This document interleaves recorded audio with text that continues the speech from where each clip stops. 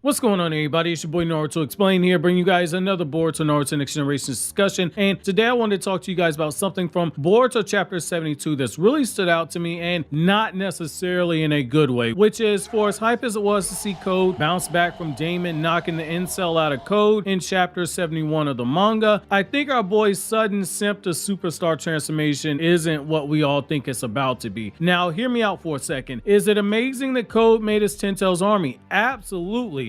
I love it. When I saw the spoilers, I absolutely jumped for joy when I saw it. This is a very welcome plot twist that has the potential to raise the stakes even higher, especially given Momoshiki is popping up every other chapter telling Boruto, yo fam, you know you're about to lose everything, right? Yo fam, don't get attached. Momoshiki is talking to Boruto the same way that I talk to Jujutsu Kaisen anime only fans when I tell them not to get attached as well. So I absolutely love what I'm seeing right here. However, here's the thing. I'm getting the vibes of Shigaraki from My Hero Academia and Frieza from Dragon Ball Super, even more so now that Code has had his very rash actions in the last chapter. So I'll explain how by first explaining the comparison. Shigaraki made the mistake in My Hero Academia of making his move before he was ready, and it cost him his edge early on, and it required him to take some steps back and reevaluate himself before he became the monster that we currently see in the manga. Frieza in Dragon Ball Super trains for 3 months and becomes stronger than every villain post Namek Saga, the Dragon Ball manga, and comes back stronger than Super Saiyan Blue Goku and Vegeta, but he shot his shot too quickly and he didn't master his form, which in turn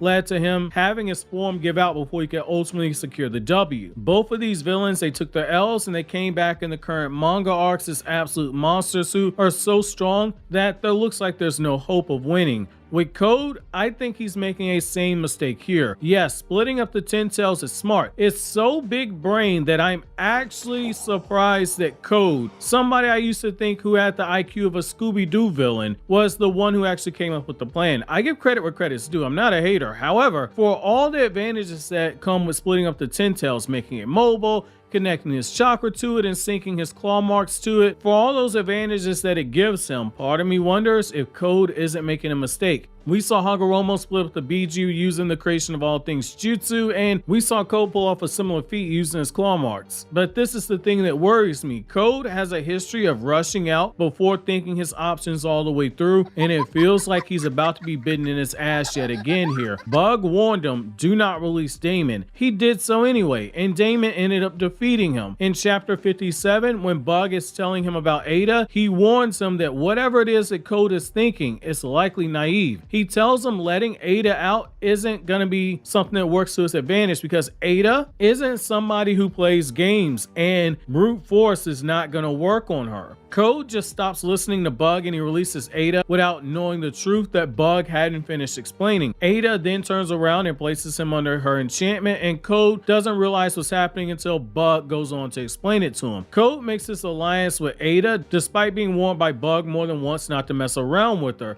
He got blinded by love and she used him to get closer to her objective, which is to get closer to Kawaki, and she ultimately betrayed Code after telling him that she and Daemon would destroy him with or without his limiters.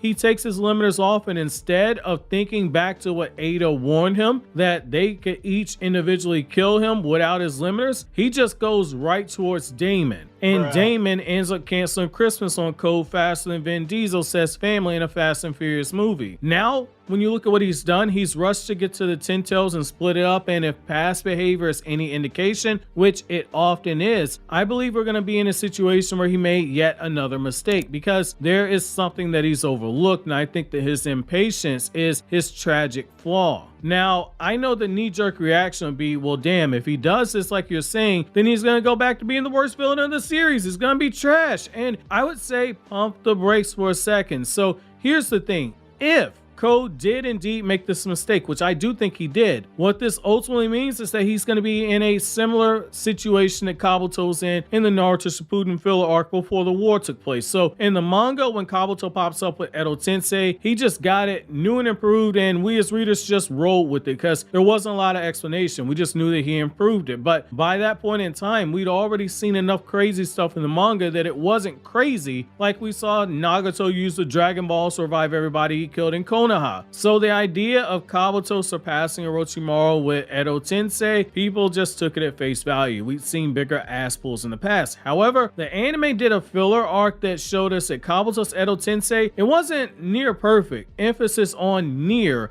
as it appeared in the manga. In the filler, when he reanimates Hidan, there are major issues there, and some of his Edo Tensei did not deploy when he fought Yamato, Naruto, Sakura, and Sai. Kabuto basically took another L and he went back into hiding. He made his adjustments over time, and we got the Kabuto we saw in the war, who could use a wide-scale Edo Tensei, and it damn near came pretty close to perfect usage as you could have gotten given the circumstances Kabuto was in. I think Code is about to have his Kabuto moment. I think he's made the mistake of jumping too far too quickly in his quest for revenge, overestimating the usefulness of the Ten Tails and underestimating his enemies.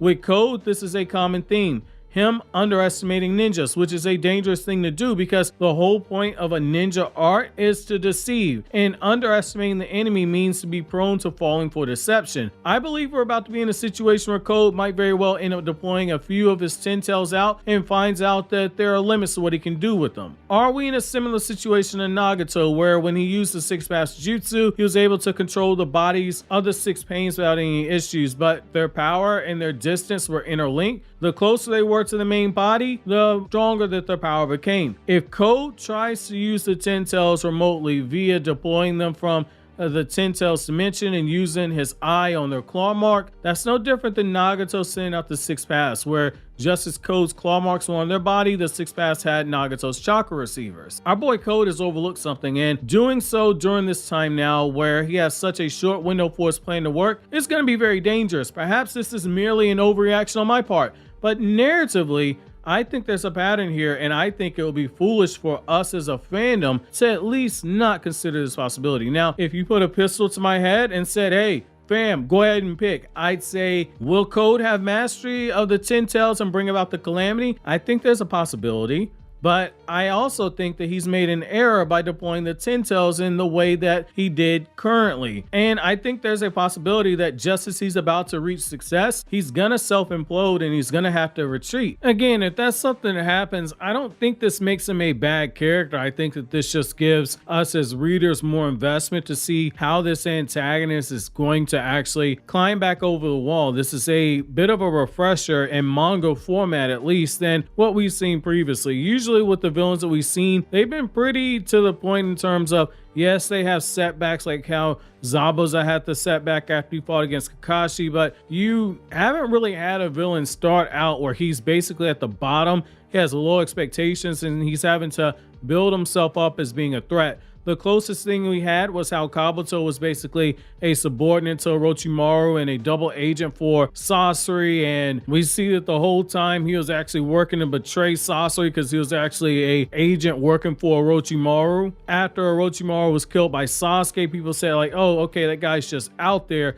but then he popped back up and he ended up being one of the final villains. So we have some potential here, though I'm curious to know what you guys think about this. Are you with me, or do you think that villain season Code is upon us? While you think that over, consider watching these other videos you see on the screen right now.